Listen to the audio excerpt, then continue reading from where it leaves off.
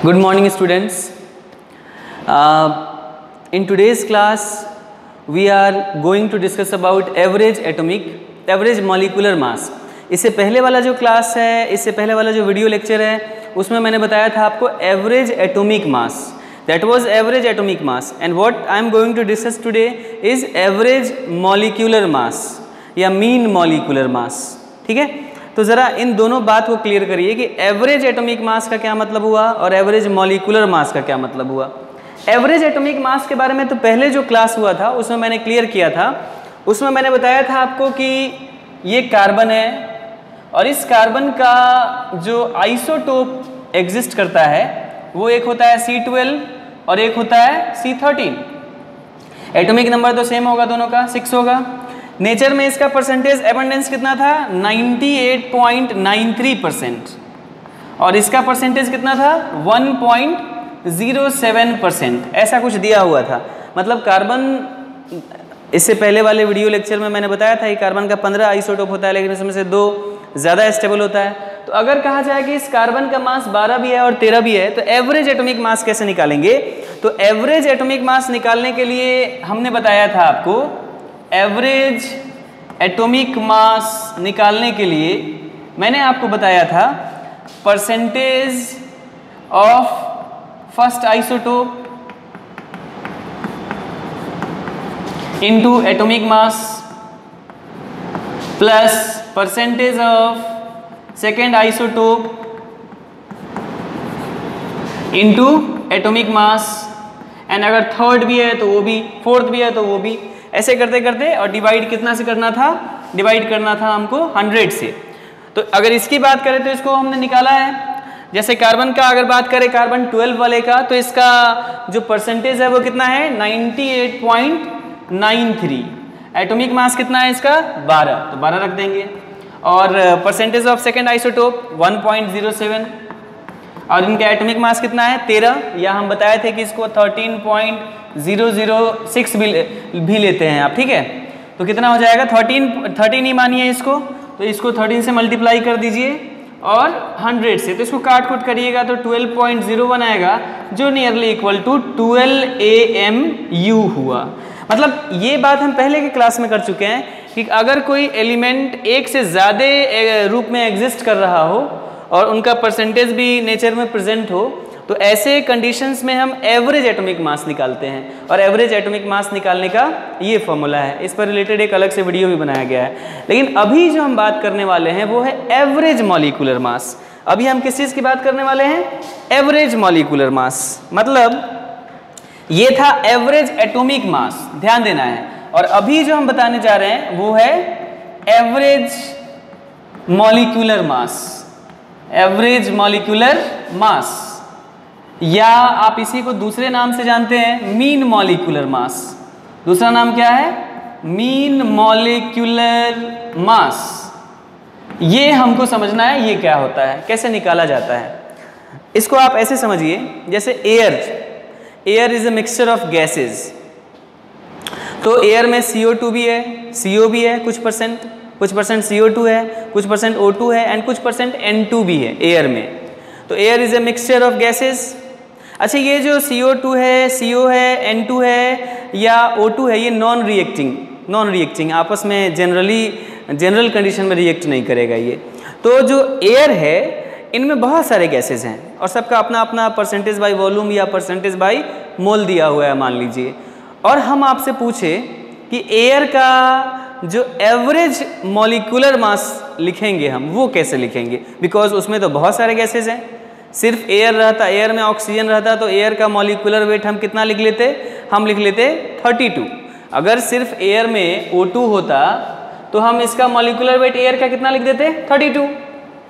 लेकिन इस एयर में O2 भी है, N2 भी है, CO भी है, CO2 भी है, SO2 भी है, बहुत सारे गैसेज हैं अलग अलग परसेंटेज कंपोजिशन में, जो परसेंटेज बाय वॉल्यूम में भी हो सकता है या परसेंटेज बाय मोल में भी हो सकता है. तो ऐसे कंडीशन में अगर हम बोलें कि इतने सारे गैसेज प्रेजेंट है अलग अलग परसेंटेज में एयर के अंदर, तो एयर का फिर एवरेज मॉलिक्यूलर मास क्या होगा, ये बात आप समझ रहे हैं ना.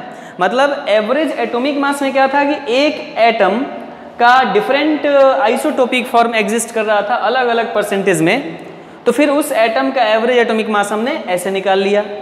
लेकिन अब हम बात कर रहे हैं कि जहाँ बहुत सारे मॉलिक्यूल्स हों, गैसेस के अंदर अलग अलग तरह के मॉलिक्यूल्स हों, तो इन सब का एवरेज मॉलिक्यूलर मास क्या होगा, कैसे निकाला जाएगा, उसी के बारे में हमको आज बात करना है। ये बात समझ में आ गया? तो हम सीधे डायरेक्ट शुरू करते हैं। एवरेज मॉलिक्यूलर मास, दोनों में फ़र्क समझ में आया? यहाँ एक एटम का अलग अलग आइसोटोपिक फॉर्म हो सकता है और यहाँ मिक्सचर ऑफ गैसेज होगा, उसके अंदर बहुत सारे मॉलिक्यूल्स हो सकते हैं और उनका एवरेज मॉलिक्यूलर मास हमको निकालने के लिए कहा जाएगा। तो हम यहीं से शुरू करेंगे इस टॉपिक को और हम सीधे शुरू करते हैं एवरेज मॉलिक्यूलर मास को। ठीक है, टॉपिक मतलब दोनों में अंतर तो समझ में आ गया होगा। एवरेज एटॉमिक मास और एवरेज मॉलिक्यूलर मास, इन दोनों में डिफरेंस समझना बेहद ज़रूरी है। तो हम शुरू कर रहे हैं एवरेज मॉलिक्यूलर मास। क्या शुरू कर रहे हैं? एवरेज मॉलिक्यूलर मास। इसका दूसरा नाम क्या है? इसका दूसरा नाम है mean molecular mass. Mean molecular मास। मान लीजिए हमारे पास कोई मिक्सचर ऑफ गैसेज है, बहुत सारा गैसेज है, ए भी है, बी भी है, सी भी है। ठीक है, ऐसा करके दिया हुआ है कि हमारे पास मिक्सचर ऑफ गैसेज है किसी बर्तन के अंदर। ए भी गैस का मॉलिक्यूल है, बी भी गैस का मॉलिक्यूल है और सी भी गैस का मॉलिक्यूल है। मतलब A B C are gases, A B C are gases या गैसियस मॉलिक्यूल्स, और ये मिला करके ए बी सी को क्या मिल गया? गैसियस मिक्सचर या mixture of gases. Mixture of gases. ध्यान ये देना है कि this A B C must be non reacting. ऐसा नहीं कि ये गैस आपस में रिएक्शन कर रहे हो, ये नॉन रिएक्टिंग होना चाहिए। मतलब ये बात आपको नोट करना है कि A B C are non reacting, ये रिएक्शन आपस में नहीं कर रहे हैं। अच्छा, ये गैस है, ए भी गैस है, बी भी गैस है, सी भी गैस है, तो इन गैसेस का इंडिविजुअल अपना अपना मॉलिक्यूलर मास तो होगा, मोलर मास जिसको हम बोलते हैं। तो हम मान लेते हैं कि मान लीजिए Ma जो है ये है molecular mass of gas A, molecular mass of gas A, और Mb मान लीजिए molecular mass of gas B। उसी तरह से Mc मान लीजिए molecular mass of gas C। तीनों गैसेज हैं इसके अंदर, इस रिएक्शन वेसल के अंदर, और ये तीनों आपस में नॉन रिएक्टिंग है। अच्छा, ये जो गैसेस प्रेजेंट है इनमें A का हो सकता है ज़्यादा मोल हो प्रेजेंट, B का कम हो और C का मॉडरेट हो। मतलब A जो गैस प्रेजेंट है रिएक्शन वेसल के अंदर, B भी प्रेजेंट है, C भी प्रेजेंट है, तो सबका अपना अपना वॉल्यूम तो होगा, या यूँ कह लीजिए कि वॉल्यूम का रेशियो होगा कुछ ना कुछ। हो सकता है ये 2 लीटर हो, ये 1 लीटर हो, ये 3 लीटर हो रिएक्शन वेसल के अंदर, या हो सकता है कि ये 5 मोल हो, ये 7 मोल हो, ये 1 मोल हो। मतलब इनका वॉल्यूम रेशियो या मोलर रेशियो तो ज़रूर होगा। चलिए मान लेते हैं यहाँ पर लेट Na क्या है? Na be the moles of gas A। मान लेते हैं इस रिएक्शन वेसल के अंदर जो गैस मॉलिक्यूल A है उसका मोल कितना है? Na है, और उसका मॉलिक्यूलर मास कितना है? Ma है, जो यहाँ पर मैंने बता दिया है। तो Na be the molecular mass of gas in mixture, सीधे इन मिक्सचर। उसी तरह से Nb क्या है? Moles of gas B in mixture. उसी तरह से अगर कहा जाए कि Nc क्या है, तो moles of gas C in mixture. इतना कंडीशन दिया रहेगा। अब इतना कंडीशन देने के बाद अगर पूछा जाए कि एवरेज मॉलिक्यूलर मास कैसे निकलेगा, एवरेज मॉलिक्यूलर मास, एवरेज मॉलिक्यूलर मास निकलेगा, या इसी को मीन मॉलिक्यूलर मास हम बोलेंगे, मीन मॉलिक्यूलर मास। ये निकलेगा कैसे? तो ये निकलेगा molecular mass of gas A into its मोल,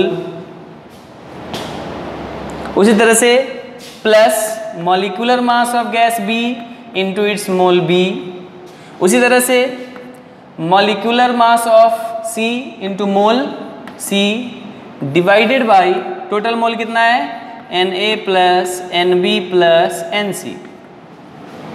ऐसा कर देंगे हम। तो इस तरह से हमको लगता है कि आप मीन मॉलिक्यूलर मास निकाल सकते हैं। इसके लिए ज़रूरी क्या क्या है?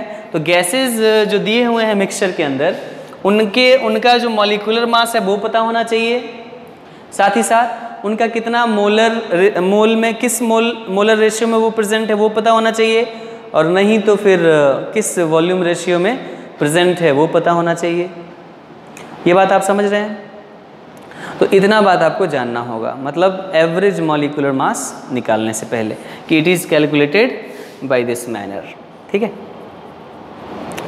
अच्छा, आप सोच रहे होंगे कि सर ये फॉर्मूला कहाँ से आया, from where does this formula comes. उसमें तो मैंने समझा दिया था कि एवरेज निकालने के लिए हम सिंपल तरीके से जैसे जनरल मैथमेटिकली एवरेज निकालते हैं वैसे वहाँ निकाला था हमने एवरेज एटॉमिक मास में। यहाँ ये फॉर्मूला कैसे आया, मीन्स इस फॉर्मूला का क्या मतलब है? निकालने को तो ठीक है आप मीन मॉलिक्यूलर मास निकाल दीजिएगा, बट इस फॉर्मूला का मतलब क्या है? तो फॉर्मूला का मतलब आप ऐसे समझ लीजिए, आप फॉर्मूला का मतलब ऐसे समझ लीजिए, मोल का फॉर्मूला होता है वेट इन ग्राम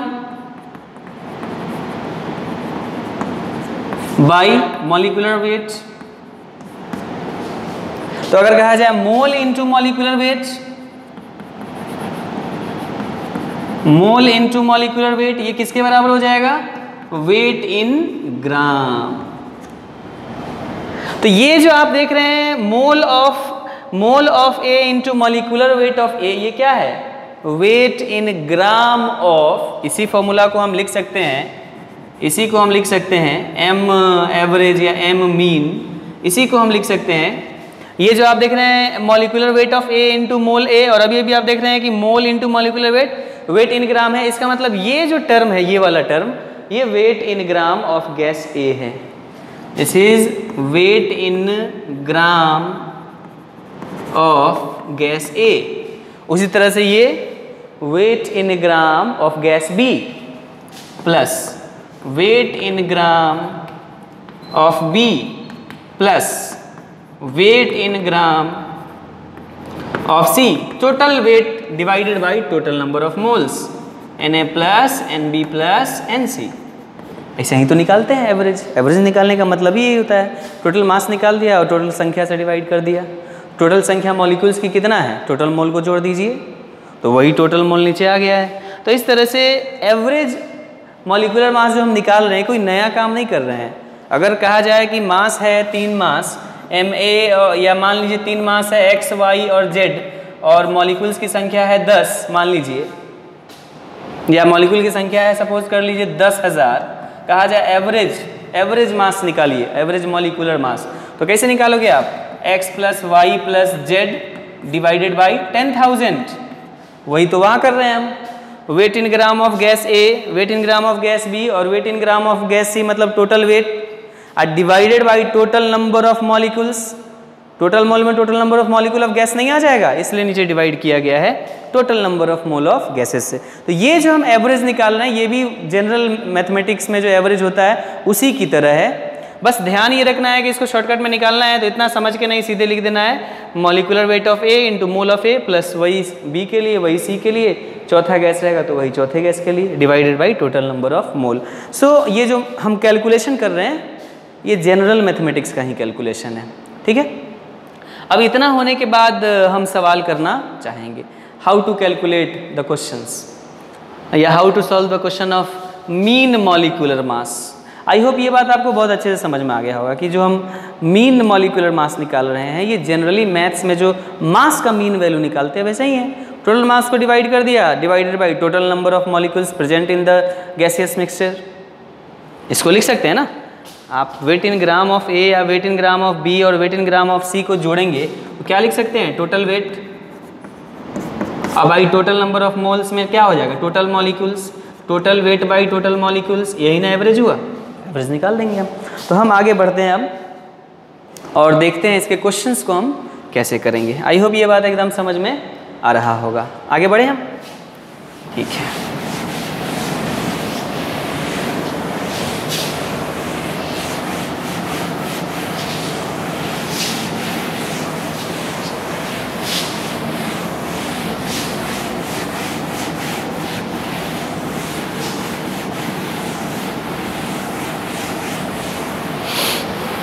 क्वेश्चंस करते हैं इस पर कुछ, तभी समझ में आएगा।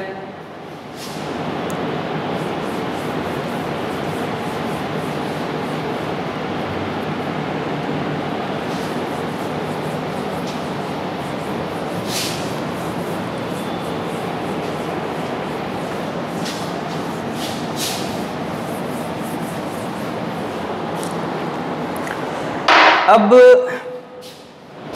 Problems,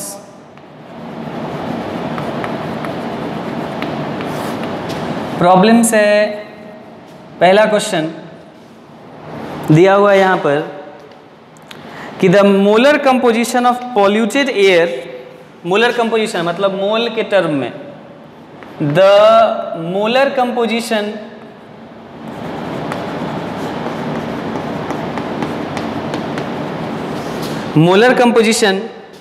of polluted air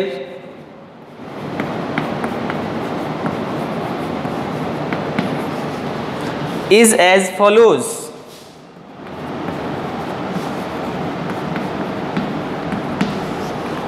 Is as follows. Oxygen दिया है, इधर नाइट्रोजन दिया है, इधर कार्बन डाइऑक्साइड दिया है और इधर सल्फर डाइऑक्साइड दिया है ना।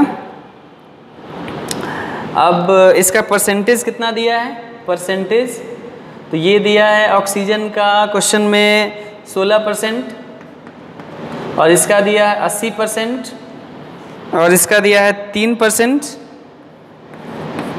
और इसका दिया है 1%, है ना।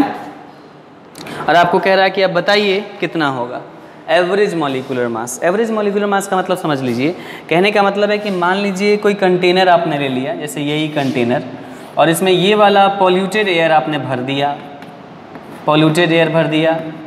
पॉल्यूटेड एयर का मतलब हुआ कि उसमें अनवांटेड चीज़ भी है, O2 तो रहना चाहिए एयर में, लेकिन ये CO2 फालतू में आ गया और फिर SO2 भी फालतू में आ गया, ये सब पॉल्यूटेंट्स हैं, ये पॉल्यूटेड एयर है। तो सवाल है कि ये जो मिक्सचर ऑफ गैसेस है, 4 गैसेस का मिक्सचर है, तो मिक्सचर ऑफ गैसेस का कोई एवरेज एटॉमिक, एवरेज मॉलिक्यूलर मास तो होना चाहिए।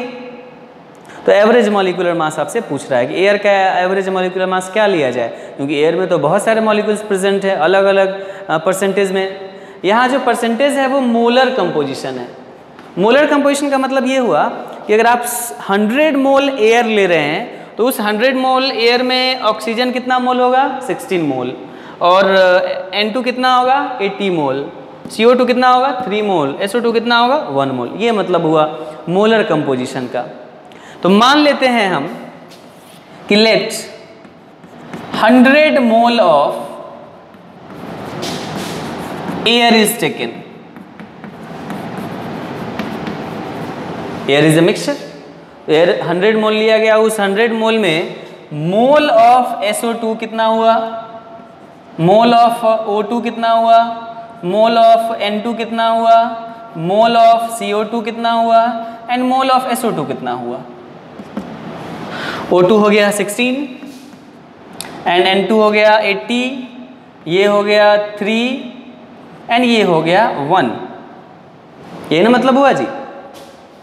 टोटल मोल जोड़िएगा तो 100 आ जाएगा, 80, 3 1 4, 16 20 और 80 100। तो टोटल मोल कहा जाए माने N टोटल, तो वो तो पहले ही हमने मान लिया है कि 100 मोल लिया है, या जोड़ के देख लीजिए 100 मोल आ गया। अब हमको एवरेज निकालना है, एवरेज मॉलिक्यूलर मास या मीन मॉलिक्यूलर मास निकालना है। तो कैसे निकालेंगे हम, निकालने का बड़ा सिंपल तरीका है, मॉलिक्यूलर मास मीन बराबर MA into NA plus MB into NB plus mc into nc plus dot जितना होगा are divided by total moles, माने na plus nb plus nc plus dot dot dot, जितना आपको जोड़ना है, जितना मोल्स प्रेजेंट होगा सबको जोड़ देना है। तो उस हिसाब से यहाँ फॉर्मूला में A के रूप में मान लीजिए O2 है, B के रूप में मान लीजिए N2 है, तो क्या हो जाएगा molecular mass mean, molecular mass of A मान लीजिए NO ऑक्सीजन है, ऑक्सीजन का मॉलिक्यूलर मास कितना होता है 32 और इनटू इसका मोल कितना है 16 प्लस N2 का मॉलिक्यूलर मास कितना होता है, N2 का मॉलिक्यूलर मास होता है 28 इंटू इसका मोल कितना है भाई, मोल है 80 प्लस CO2 का मॉलिक्यूलर मास कितना होता है 44 इंटू 3 एंड प्लस SO2 का मॉलिक्यूलर मास कितना होता है, सल्फर का 32 होता है एंड ऑक्सीजन 2 है तो 32 मतलब 64 है ना, तो plus 64 into 1 and divided by क्या करना है 100, क्योंकि टोटल मोल्स हमने ले लिया है, टोटल मोल्स तो 100 ही है ना। अब इसको कैलकुलेट करो, कैलकुलेट करने पर आप देखेंगे कैलकुलेशन अगर हम कर रहे हैं इसका 32 into 16 this is equal to 512 and 28 into 80 2240 and plus 44 into 3 4 3 12 4 3 12 13 and plus 64 divided by 100। अब जोड़ दो सबको, 2240 में 512 को जोड़ो एंड फिर किसको जोड़ो 132 को जोड़ो एंड फिर किसको जोड़ो 64 को जोड़ो, कितना आ जाएगा 2948 डिवाइडेड बाई 100 मतलब 29.48 जो मीन मॉलिक्यूलर मास आ गया उसको क्या मानिए आप, उसको मानिए 29.48। इसका ये मतलब हुआ कि अब ये जो पॉल्यूटेड एयर आप देख रहे हैं जिसका मोलर कंपोजिशन दिया हुआ है इतना, अब उसके मॉलिक्यूलर मास को आप रिगार्ड कर सकते हैं 29.48। माने अब मान लो कि एयर जो है वो एक सिंगल मॉलिक्यूल के रूप में एग्जिस्ट कर रहा है जिसका मॉलिक्यूलर मास 29.48।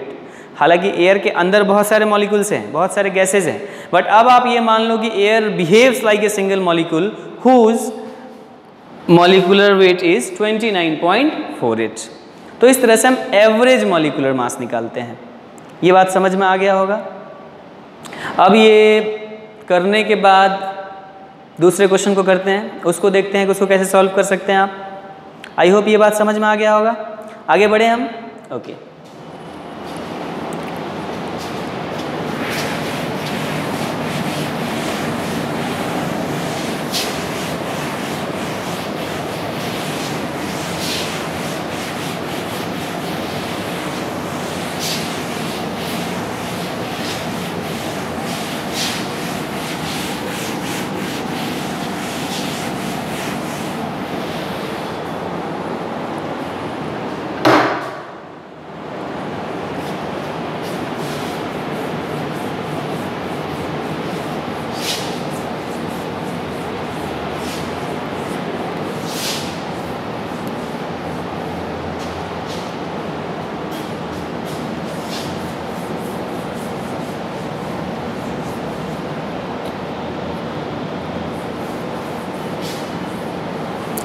नेक्स्ट क्वेश्चन की ओर बढ़ते हैं हम और देखते हैं उसको कैसे सॉल्व किया जाए। अगला क्वेश्चन है आपका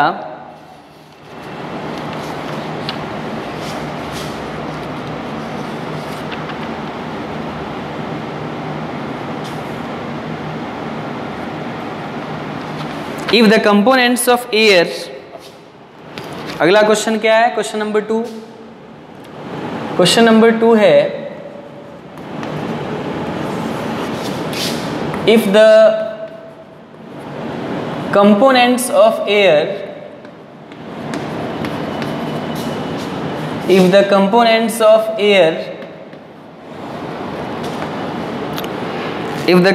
of air are N2 and O2 N2 O2 और कहा जा रहा है आर्गन भी है उसमें।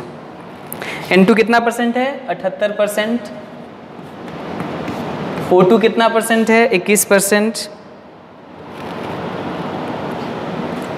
21%। आर्गन कितना परसेंट है? 0.9%। और CO2 कितना है? CO2 है 0.1% बाई वॉल्यूम। देखिए यहाँ वॉल्यूम के टर्म में दे दिया। What would be the molecular weight of air? What would be the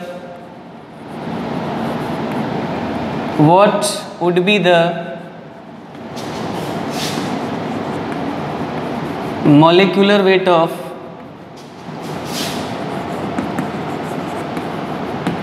air? Air का मॉलिक्यूलर वेट क्या होगा? वही सवाल है यहाँ पर। फर्क सिर्फ ये है कि यहाँ जो कंपोजिशन दिया है ये मोलर कंपोजिशन नहीं है, ये कंपोजिशन है बाय वॉल्यूम, माने वॉल्यूम के टर्म में है कि अगर आप 100 लीटर ये लेते हैं तो उसमें 78 लीटर नाइट्रोजन होगा। 100 लीटर अगर एयर लेते हैं तो उसमें 78 लीटर नाइट्रोजन होगा and 21 litre will be oxygen and 0.9 litre will be argon gas and 0.1 litre will be CO2। मतलब ये लीटर के टर्म में दिया हुआ है, परसेंटेज बाय वॉल्यूम के टर्म में दिया हुआ है। इससे पहले का क्वेश्चन परसेंटेज बाय मोल के टर्म में था। तो करना क्या है हमको?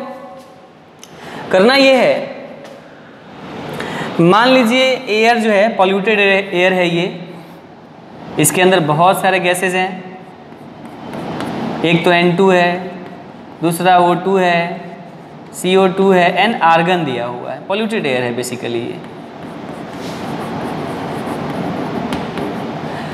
और percentage is in terms of volume. तो क्या किया जाए? जब percentage in terms of volume दिया है, इसको तो मोल के टर्म में होना चाहिए, तभी हम क्वेश्चन बना पाएंगे। बिकॉज जो मीन मॉलिक्यूलर वेट का फॉर्मूला था, मीन मॉलिक्यूलर वेट का मतलब मॉलिक्यूलर वेट मीन का फॉर्मूला था, वो था Ma इंटू Na, उसका नंबर ऑफ मोल पता होना चाहिए, प्लस Mb इंटू Nb, उसका नंबर ऑफ मोल पता होना चाहिए, प्लस डॉट डॉट डॉट जितना भी कंपोनेंट है वो सब लिखिए एंड डिवाइडेड बाय सब का नंबर ऑफ मोल। सो यहाँ नंबर ऑफ मोल ज़रूर पता होना चाहिए, वॉल्यूम से काम नहीं चलेगा। तो ऐसे कंडीशन में क्या करेंगे हम याद करेंगे एवोगैड्रो लॉ को। एवोगैड्रो लॉ में हमने बताया था at identical condition of temperature and pressure, at identical condition of temperature and pressure, identical condition of temperature and pressure का मतलब क्या हुआ? नॉर्मल भाषा में ये समझो आपकी टेम्परेचर को भी कांस्टेंट रखा गया है और प्रेशर को भी कांस्टेंट रखा गया है। तो ऐसे कंडीशन में जो वॉल्यूम ऑफ गैस होता है, volume of gas is directly proportional to mole of gas, mole of gas identical condition में। तो एयर में मान लो कि प्रेशर कांस्टेंट होगा, टेम्परेचर कांस्टेंट होगा, तो जो परसेंटेज बाय वॉल्यूम दिया हुआ है ये वॉल्यूम डायरेक्टली प्रोपोर्शनल टू मोल हो जाएगा। इसको मोल में आप ले सकते हैं। ये जो वॉल्यूम परसेंटेज दिया हुआ है इसको मोलर परसेंटेज में आप रिप्रेजेंट कर सकते हैं। मतलब अगर 100 लीटर का गैस लिया जाए, मतलब if 100 litre of gas is taken, 100 litre of gas is taken, इसका ये मतलब हुआ कि 100 mole of gas is taken, 100 mole of air is taken. Gas नहीं, एयर को ले रहे हैं, मान लीजिए एयर इज टेकन, ये मतलब हुआ। तो उस 100 मोल एयर में N2 कितना मोल है? 78 मोल, 78 एंड O2 कितना है? 21 एंड एयर कितना है? 0.9। तो सीधे निकल जाएगा। मतलब अब जो हम बात करें अगर निकालने का, एक मिनट इसको मिटा दूं मैं। अब अगर बात करूं मैं कि कैसे निकलेगा, जान गया कि वॉल्यूम की जगह मोल को लिखा जा सकता है। एवोगैड्रो लॉ में ऐसा कहा गया है और ऐसा पढ़ाया भी है मैंने। एवोगैड्रो लॉ का एक वीडियो है, उसको देख लीजिएगा। तो करना ये है यहाँ पर कि mean molecular mass of air ये बराबर हो जाएगा molecular mass of N2 into mole of N2 plus molecular mass of O2 into mole of O2 plus molecular mass of CO2 into mole of CO2 and plus molecular mass of argon, basically it is atomic mass into mole of argon, divided by क्या करेंगे हम, divided by हम करेंगे 100, क्योंकि total mole तो 100 ही लिया गया है। अब रख दो सारे वैल्यू को, molecular weight of N2 28, percentage 78, माने मोल कितना है 100 मोल, 100 मोल में 78 मोल है N2 का, and plus molecular weight of O2 32 and इसका मोल कितना है 21, plus molecular mass of CO2 इसका मोल कितना है 0.1 एंड लास्ट में आर्गन, इसका एटॉमिक वेट कितना होता है 40, आर्गन का कितना होता है 40 होता है एंड इसका परसेंटेज कितना है, मतलब मोल कितना है 0.9 एंड डिवाइडेड बाई 100। अब इसको काट कूट करिए, काट कूट किया जाए, 28 into 78 that is 2184 and 32 into 21 672 and plus 4.4 and plus 40 into 9 36 divided by 100 कितना हो जाएगा। अब जोड़ते जाइए, 36 में 4.4 को जोड़िए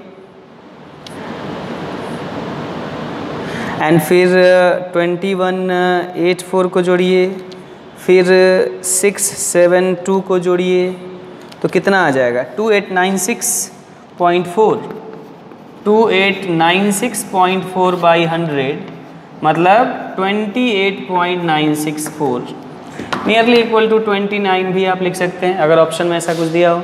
तो इस कंडीशन में जो एयर दिया हुआ है इसका हम एवरेज मॉलिक्यूलर मास कितना लिख सकते हैं, वो लिख सकते हैं 29। सो एवरेज मॉलिक्यूलर मास या mean molecular mass, mean molecular mass of air जो मिक्सचर ऑफ गैसेज है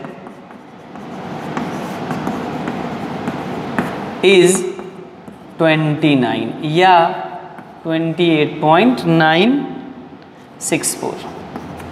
मतलब आप एयर को एक सिंगल मॉलिक्यूल ट्रीट कर सकते हैं, एक ऐसा मॉलिक्यूल जिसका मॉलिक्यूलर मास है 28.964 और it can be regarded as 29।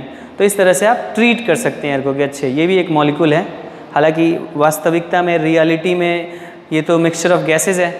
तो इस तरीके से आप कैलकुलेशन कर सकते हैं। आगे बढ़ा जाए, अब एक और क्वेश्चन इस पर कर लेते हैं, छोटा सा क्वेश्चन है वो, उसके बाद इस टॉपिक को हम समाप्त करेंगे। तो आई होप इतना बात आपको समझ में आ रहा होगा कि एवरेज मॉलिक्यूलर मास कैसे निकालते हैं और ये एवरेज एटॉमिक मास से कैसे अलग है। एवरेज एटॉमिक मास में आइसोटोपिक एलिमेंट्स होता था जिसका अलग अलग परसेंटेज एबंडेंस दिया होता था, तब हम उसका हेल्प करके बनाते थे, और यहाँ मिक्सचर ऑफ गैसेस दिया रहेगा। ठीक है, आगे बढ़ा जाए, लास्ट क्वेश्चन।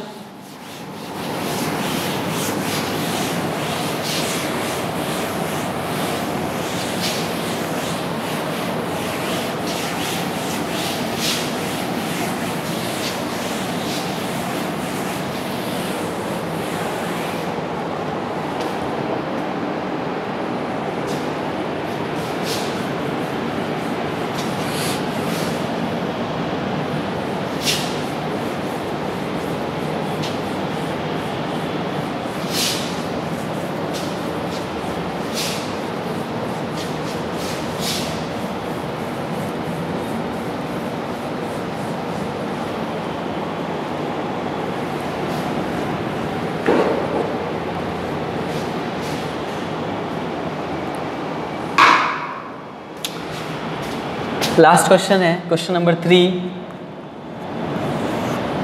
ज़रा इसको देखिए कैसे बनता है ये क्वेश्चन। क्वेश्चन है a mixture of gas X and gas Y, a mixture of gas X and gas Y in the mole ratio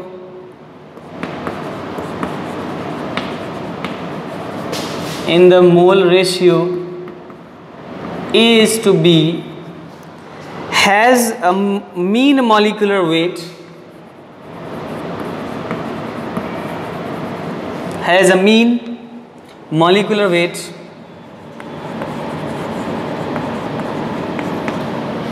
mean molecular weight 20. What would be the mean molecular weight?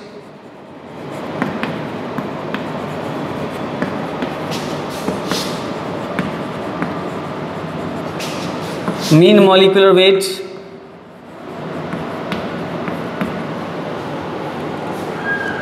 if the gases are mixed,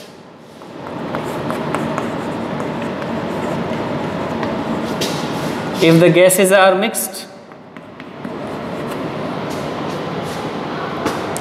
ratio B is to A,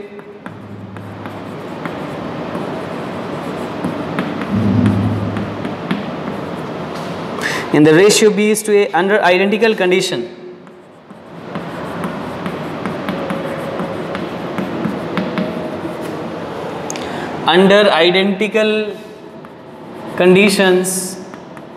जहाँ ये दिया है gases are non reacting, ये आपको सूचना दिया हुआ है, और साथ में ये भी दिया हुआ है गैस X का मॉलिक्यूलर वेट ये है आपको 16 और गैस Y का मॉलिक्यूलर वेट ये है आपको 28.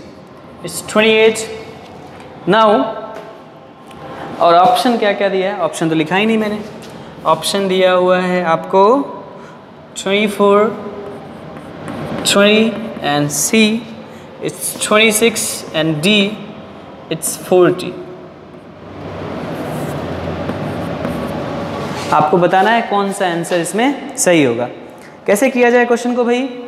तो जो मीन मॉलिक्यूलर वेट है निकाला कब जाता है ये आपको पता ही है कि जब मिक्सचर ऑफ गैसेस दिए हो, 3, 4, 5, 6 या 2 भी हो सकता है, उन सारे गैसेस का मिक्सचर दे दिया जाए, उनका परसेंटेज दे दिया जाए या ये बता दिया जाए कि उनका मोल क्या है, और तब आपको निकालना होता है मीन मॉलिक्यूलर वेट.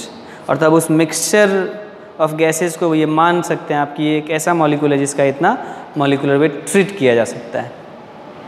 कैसे बनाया जाए? तो देखो भाई, पहले तो कह रहा है कि मोलर रेशियो A और B है, मतलब मोल ऑफ X कितना है? A.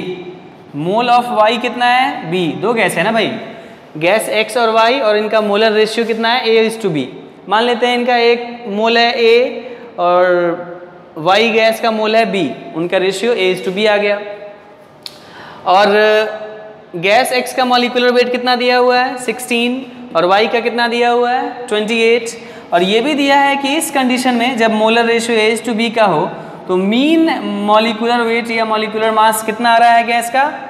20. इतना सारा जानकारी दिया हुआ है.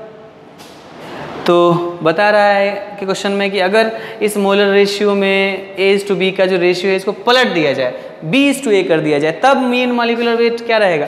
क्या वो 20 रहेगा या कुछ उससे बढ़ जाएगा या घट जाएगा, या कितना बढ़ेगा कितना घटेगा, ये आपको बताना है. ठीक है, तो ऐसा करते हैं, हम ये फॉर्मूला यूज़ करते हैं. मॉलिक्यूलर वेट मीन बराबर molecular weight of X into mole of X plus molecular weight of Y into mole of Y and divided by mole of X plus mole of Y. ये कितना आ गया? 20. और mole of molecular weight of X कितना है? 16. और mole of X कितना है? A. और ये कितना है? 28. मॉलिक्यूलर वेट ऑफ Y 28, और मोल ऑफ Y कितना दिया हुआ है? B.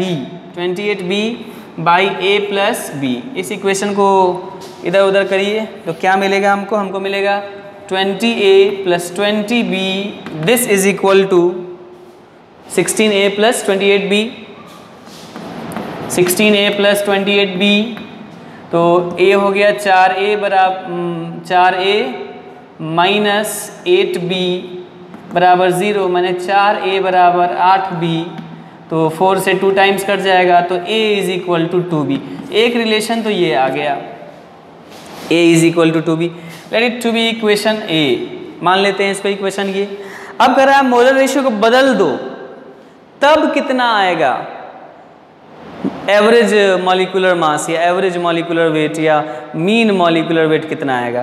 तो चलिए, if molar ratio is changed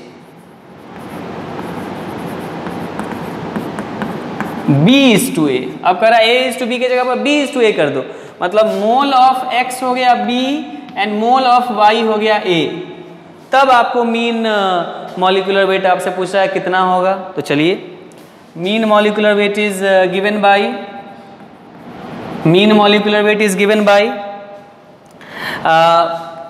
molecular weight of X into mole of X plus molecular weight of Y into mole of Y and divided by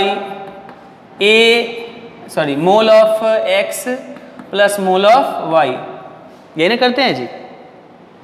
तो रख दीजिए, रखिएगा तो कितना आ जाएगा, मॉलिक्यूलर वेट ऑफ X 16 है और मोल ऑफ X B है। अब बदल दिया गया, अब ratio B is to A का है, पहले A इज टू B का था, तो 16B n plus 28A by A plus B। अच्छा ऐसा करो, 16B एन प्लस 28 A की जगह 2B रख दो, ये जो A है इसके जगह 2B रख दिया एंड A की जगह फिर 2B रख दो यहाँ पर, और B तो B है ही, तो कितना हो जाएगा 16B एन प्लस 28 गुना 56B and divided by 3B, 2B और B 3B। अब इसको जोड़ो, 16B और 56 कितना हो जाएगा 72 बाई 3B, B से B कट गया, कितना आ गया 24। तो इस कंडीशन में जब आप मोलर रेशियो को रिवर्स कर रहे हैं, B इज टू A कर रहे हैं, तो जो मीन मॉलिक्यूलर वेट आएगा माने एवरेज मॉलिक्यूलर वेट, वो कितना हो जाएगा, वो हो जाएगा 24। सो आंसर क्या हो जाएगा 24 ऑप्शन है कि नहीं, हाँ है, option A. So this will be the answer. तो इस तरीके से हम समझते हैं कि मीन मॉलिक्यूलर मास का बात आपको समझ में आ गया होगा, और ये भी समझ में आ गया होगा कि मीन मॉलिक्यूलर वेट बेसिकली क्या है, तो total weight of gases by total number of molecules of gases. इसी को बदल करके इस तरीके से लिख रहे हैं, ये मैंने बता दिया था थोड़ी देर पहले। तो this is the way to solve the problems associated with average molecular weight. ये जब भी होगा तो गैस का मिक्सचर दिया होगा, और एवरेज एटॉमिक मास में क्या होगा, एक एलिमेंट का आइसोटोपिक फॉर्म अलग अलग परसेंटेज एबंडेंस में दिया होगा, तो उसको अलग तरीके से बनाएंगे, इसको अलग तरीके से। हालांकि कॉन्सेप्ट वही है, total mass divided by total number of atoms, वहाँ टोटल नंबर ऑफ एटम्स, यहाँ टोटल नंबर ऑफ मॉलिक्यूल्स। तो इस तरह से आप सवाल को सॉल्व कर सकते हैं। आई होप ये बिल्कुल आपको समझ में आ गया होगा। So this is all about today's class. Meet you in next video with next topic. तब तक के लिए इतना काफ़ी है। Okay, bye bye.